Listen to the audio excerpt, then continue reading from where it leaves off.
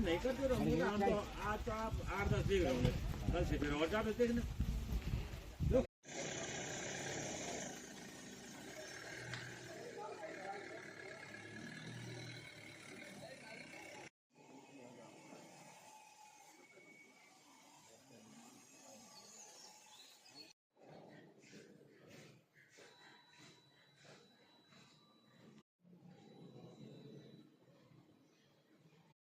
मुझे फ़ोन में ले लूँगा ना।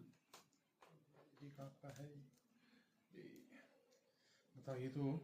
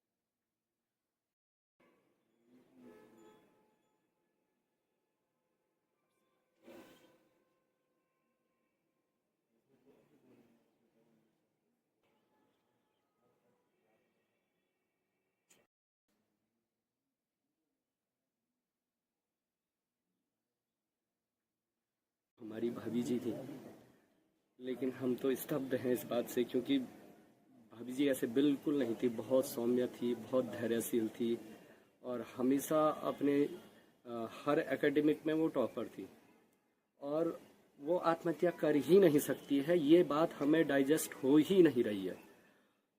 खुद मैं घुड़दौड़ी में काम करता था। पिछले 1 साल पहले मैंने 5 साल वहाँ काम किया था, लेकिन मुझे लगा कि ये जगह हमारे लिए अच्छी नहीं है, तो मैंने वहाँ छोड़ दिया। लेकिन मुझे ये पता नहीं था कि ये सिर्फ नौकरी ही नहीं खा रहा है ये इंस्टीट्यूट, ये हमारे बच्चों को भी खा रहा है, हमारी माँ बहनों को भी ये खा रहा है। ऐसा सिस्टम है वहाँ का कि वहाँ के लोगों का जमीर मर गया है, जमीर। आप समझो घुड़दौड़ी वालों, तुम्हारे पास जमीर नहीं है, जमीर नहीं है तुम्हारे पास, जमीर मर चुका है तुम्हारा। अगर तुम ऐसी हरकतें करोगे, सब सबूत है हमारे पास, लेकिन होगा कुछ नहीं उससे। आप पहाड़ी देसी करते हो ना, पहाड़ी देसी का वहां पर बहुत बड़ा डिफरेंस है, लेकिन वहां पर जो पहाड़ी है ना, उनका जमीर भी मर गया है। बहुत बुरी हालत है वहां की। मेरी बीबी हमेशा बोलती थी कि इस इंस्टीट्यूट को छोड़ो, लेकिन वो मैंने तो छोड़ दिया, लेकिन मुझे ये पता नहीं था कि वो पता नहीं और कितने बुरे दिन घुड़दौड़ी इंजीनियरिंग कॉलेज ने देखने हैं। अब हमारी भाभी तो हमारे साथ नहीं लगी, लेकिन उनकी एक 5 साल की बिटिया छूट गई, वो कैसे रह गया। बात हमारी भी हुई थी, भाई साहब से हमारी कंटिन्यूअसली बात होती थी, उसके बाद भी मेरी बात हुई थी और सबकी बात हुई थी, लेकिन वो उस बात से उबर चुकी थी और काफ़ी हद तक उबर चुकी थी और कॉलेज भी जाने लगी थी। और ऐसा, हालांकि उसका दुख है, एक बेटी जाने का उनको दुख है, लेकिन वो, मैं कह तो रहा हूँ कि वो इतना बड़ा स्टेप अचानक नहीं ले सकती है। कहीं ना कहीं निश्चित ही उसको कॉलेज से परेशान किया गया है। देखो, जो सिस्टम है वहाँ का, तो हर वहाँ एक बड़ा जो ऑफिसर है वो अपने से छोटे को दबाता ही दबाता है, ये मैंने वहाँ पर देखा ही देखा है। तो वहाँ पर सुनने में आ रहा है कि जो AK गौतम थे वहाँ पर, उनके HOD, वो उनको बार बार परेशान कर रहे थे। और जो डायरेक्टर साहब ये बोल रहे हैं कि मेरे पास हर एक उनका सबूत है, तो अच्छी बात है, समय के साथ पता चलेगा आप भी कितना सच बोल रहे हैं या कितना झूठ बोल रहे हैं। यह घटना 25 मई की है, जिसमें मृतका मनीषा भट्ट जो है, उन्होंने श्रीनगर में अलकनंदा नदी में छलांग लगा दी थी। स्थानीय व्यक्ति, स्थानीय पुलिस व SDRF की मदद से उन्हें रेस्क्यू करके लोकल अस्पताल भेजा गया, जहां उपचार के दौरान उनकी मृत्यु हो गई।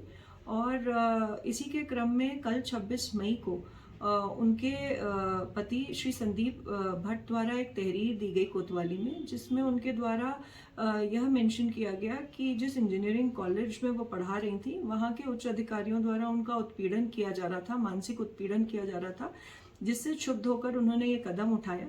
और इस तहरीर के क्रम में मुकदमा कोतवाली पौड़ी में पंजीकृत किया गया और मामले की संवेदनशीलता को देखते हुए क्षेत्राधिकारी स्तर के अधिकारी के नेतृत्व में एक टीम गठित की गई है और निर्देश दिए गए हैं कि जो भी फैक्ट्स और एविडेंसेस प्राप्त होंगे उसी के बेसिस में अग्रिम विवेचना की जाए।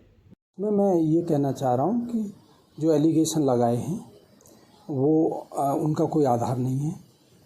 जो हमने डॉक्यूमेंट आपको दिखाए हैं उससे ये प्रूफ हो रहा है कि जब जब उस बच्ची ने यहाँ पे अप्लाई किया है लीव के लिए, हमने वो सेम डे पे ही सैंक्शन कर दिए और उसका कोई भी हरासमेंट मेरी तरफ से या और किसी फैकल्टी की तरफ से नहीं किया गया है। हाँ, देखिए उनके पास कोई उसका एविडेंस नहीं है और हमारे पास जो हम आपको एविडेंस दे रहे हैं वो सारे पेपर हैं। उसको किसी तरह से कोई हरासमेंट नहीं किया गया है किसी भी वक्त में, और जब जब उसने छुट्टी मांगी है तब तब उसको छुट्टी दी है।